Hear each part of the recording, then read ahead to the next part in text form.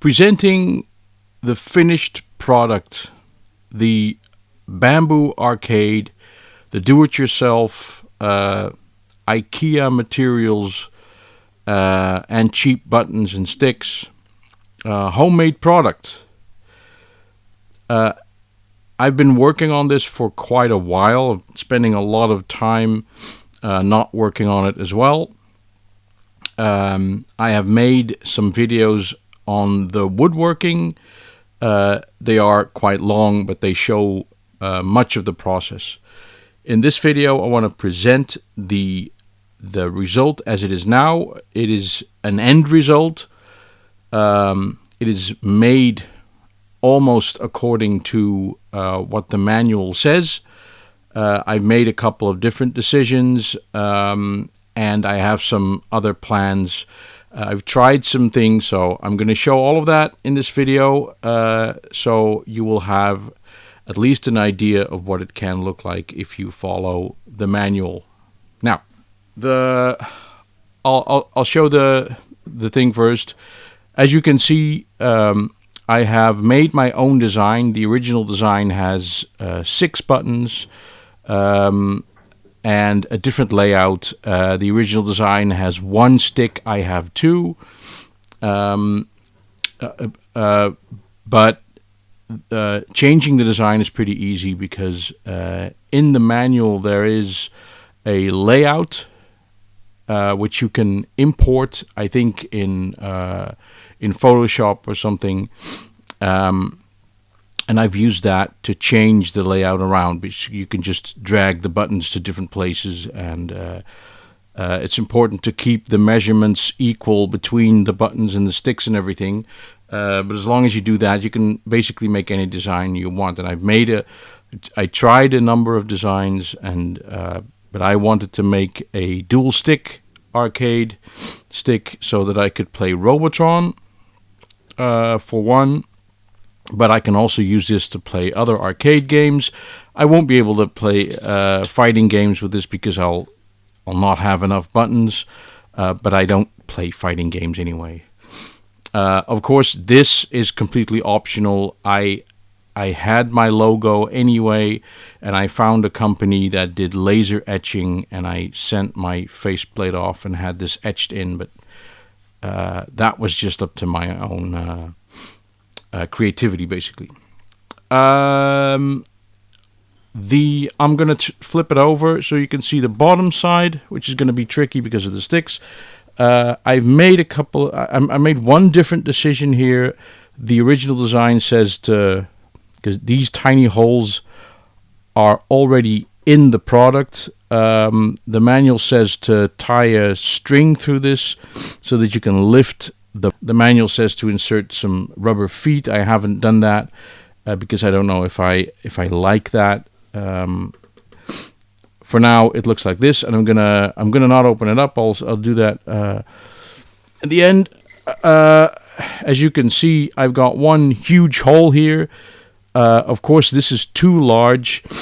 I have 2 USB cables now sticking out. This hole is larger than the manual says. In the manual, there's only 1 USB thread, and it's got one of those tension things. That doesn't work for me. In this case, I have 2 USB leads, but I'm going to be running a much larger cable through here, so I decided to drill a 24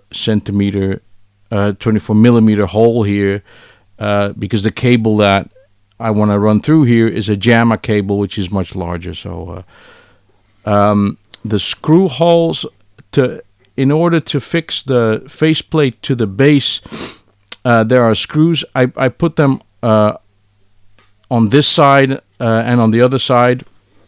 In the manual, it says to do that on this side. It's just a matter of choice, basically. I have tried many different options. I'll turn it over and we'll have a look at the inside. Take this off. Here's the inside.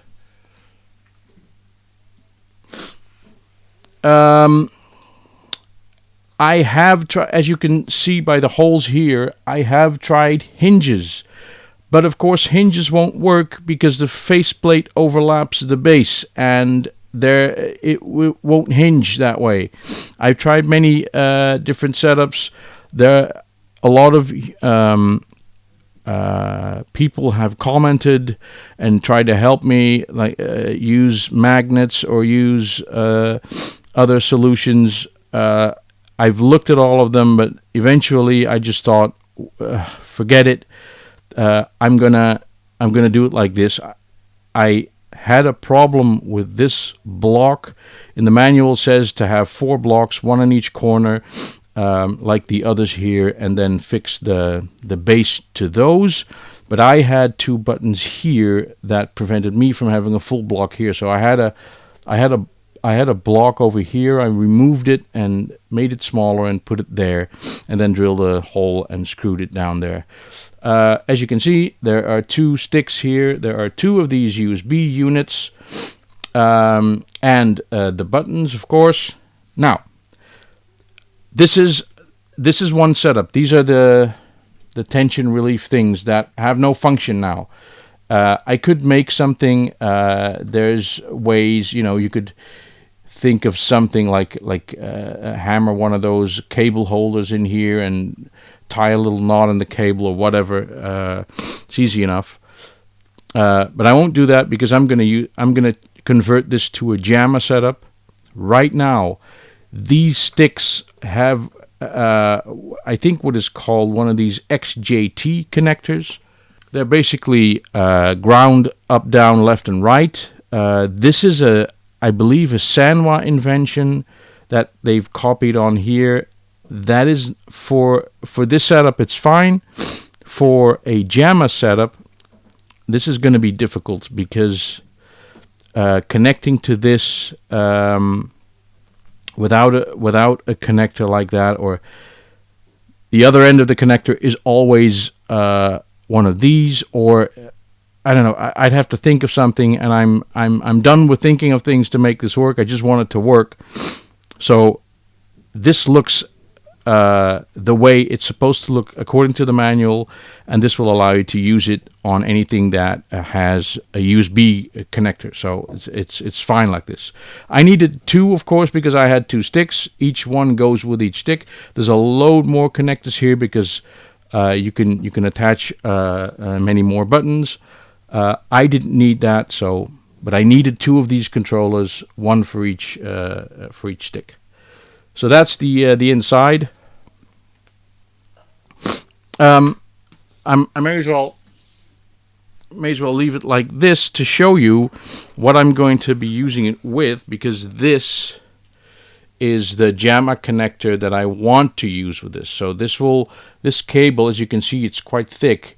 That will go through there, and then I'll have this entire lot of cabling to put in there. So it'll be a mess, but these are meant for the inside of arcade cabinets. So I could trim this down. I'm not sure that I want to. I mean,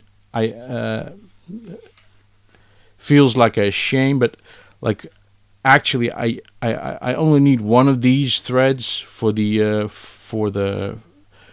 controllers, maybe 2. So, but anyway, the way it looks now, this type of thing, and let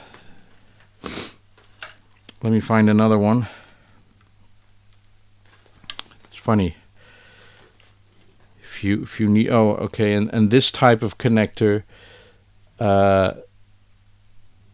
that won't go in here, of course. So these just are supposed to go straight on the buttons and straight on the stick, but with this XJT connector, this is nonsense. So I'd have to cut them off and solder them or whatever, but it's going to be a mess. Many of the things that I've thought of will turn out to be a mess, and it's going to be a mess anyway, but I don't know. I wanted to make it switchable first between USB and JAMA, but that was going to be an even bigger mess. So I'm going to I'm going to leave these in. I'm going to put new joysticks in them that have connectors that will fit this, and then it'll just be JAMA arcade stick, and I can connect it to one of these. And this is a board that has all of the vertical games, one of which being Robotron, which is why I started the whole project. That is just future plans of what I have now. For now, this is just the end result of the entire project, and I'm pretty damn proud of it.